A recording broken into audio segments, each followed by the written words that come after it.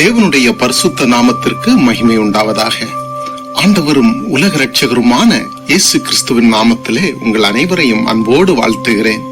இந்த நாளிலும் ஆண்டவர் உங்களோடு பேசும்படியாக கொடுக்கப்பட்ட வாக்குத்தத்த வசனம் ஆதியாகமம் 13வது அதிகாரம் 17வது வசனம். நீ எழுந்து தேசத்தின் நீளமும் அகலமும் எம்மட்டோ அம்மட்டும் நடந்து திரி, உனக்கு அதை தருவேன் என்றார் என்று எழுதப்பட்டிருக்கிறது. கிறிஸ்துவுக்குள் பிரியமானவர்களே, விட்டுக்கொடு, நான் உன்னை ஆசீர்வதிப்பேன் என்று ஆண்டவராய் இயேசு கிறிஸ்து சொல்லுகிறார். உன் தேசத்தை, உன் தகப்பன் வீட்டை எல்லாத்தையும் நீ எனக்காக விட்டுக்கொடு, உனக்காக பெருகவே பெருக பண்ணி ஆசீர்வதிப்பேன் என்று ஆண்டவராய் இயேசு கிறிஸ்து சொல்லுகிறார். பூமியில் உள்ள வம்சங்கள் எல்லாம் உனக்குள்ளும் உன் சன்னதிக்குள்ளும் ஆசீர்வதிக்கப்படும் என்று சொன்ன தேவன் ஆபிரகாமை ஆசீர்வதித்து வந்தார். அவனை பலுகி பெருக செய்தார். ஆனால் ஒரு குறிப்பிட்ட சூழ்நிலை வந்த பொழுது லோத்துவுக்கும் ஆபிரகாமுக்கும் இடையே ஒரு பிரிவு. பாருங்க, ஆபிரகாம் தானாகவே விட்டுக் கொடுக்கிறார். அவரிடத்திலே ஆண்டவர் நீ விட்டுக்கொடு என்று சொல்லவும் இல்லை, அவனாகவே விட்டுக் கொடுக்கிறார். இந்த லோத்து தன்னுடைய கண்களை ஏறெடுத்து பார்க்கிறார். நாலாபுறமும் கிழக்கு பக்கம் ரொம்ப செழிப்பா இருக்கே என்று சொல்லி அங்கே அவர் போகிறார். இப்போ அப்படியே நின்று பார்த்து கொண்டிருந்த ஆபிரகாமிடம் ஆண்டவர் சொல்றாரு, எப்பா, இப்போ நீ உன் கண்களை ஏறெடுத்து பார். அவன் ஒரு பகுதியைத்தான் எடுத்திருக்கிறார், ஆனால் நான் உனக்கு கிழக்கு, மேற்கு, வடக்கு, தெற்கு என்று எல்லா பகுதியையும் உனக்கு தரப்போகிறேன். எவ்வளவு தூரம் உன்னால் நடந்து திரிய முடியுமோ நடந்து போ, உனக்கும் உன் பின்வரும் சன்னதிக்கும் சுதந்திரமா கொடுப்பேன் என்று வாக்கு பண்ணுகிறார். பிரியமான தெய்வ பிள்ளைகளே, தேவன் தம்முடைய மகிமையை வெளிப்படுத்தும் விதம் ஆச்சரியமானது.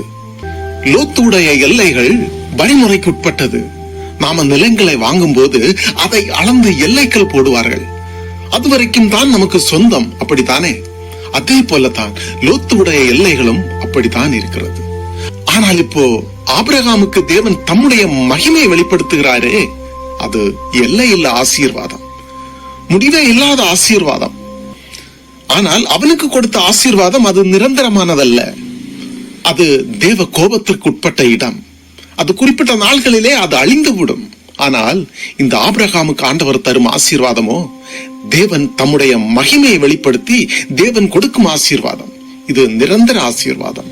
ஆண்டவர் என்றைக்கும் இருக்கும்படி தருவேன் என்று சொல்லி இருக்கிறார்.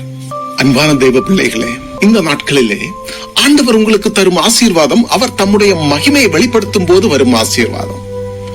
அளவில்லாத ஆசீர்வாதமாக இருக்கும். அது நிரந்தரமானது.